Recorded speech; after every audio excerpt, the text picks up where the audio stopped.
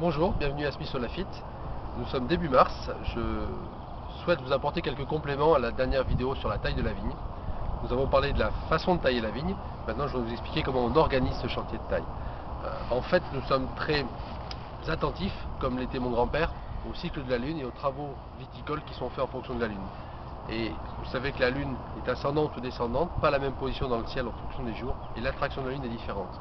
L'attraction de la Lune va se sentir sur le pied de vigne, et la sève va avoir tendance à monter quand la Lune est ascendante et à descendre quand elle est descendante. Donc à ce moment, comme en ce moment, la Lune est descendante, donc la sève quitte les branches, quitte le tronc de l'arbre pour aller vers les racines. C'est le meilleur moment pour la tailler, puisque toute la vie, toute l'énergie de la plante est repartie vers les racines. Donc c'est en fonction de cette phase de la Lune que l'on va tailler la vigne. Ça nous donne la possibilité de tailler la vigne que 13 jours par mois, 13 jours par cycle lunaire en fait, mais en fait ensuite on associe les autres travaux d'hiver pendant les autres jours restants. Cette phase est très importante pour le respect de la plante et le respect de la vie de la plante. Lors de la dernière vidéo, nous avons vu à la fin de la vidéo quelques images d'une machine qui broyait les sarments.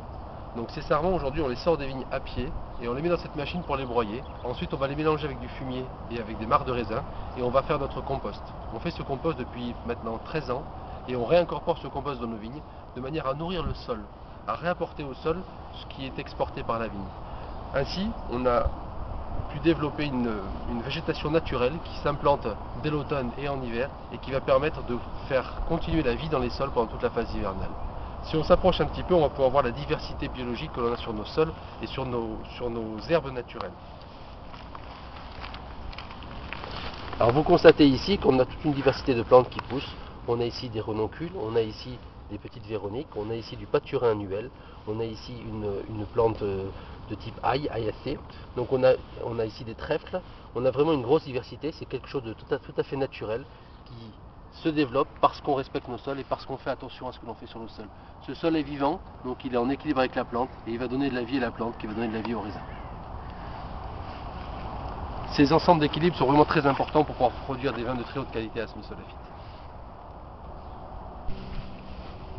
À la fin du mois de mars, nous avons la chance et l'honneur de recevoir la présentation en primeur des millésimes 2009.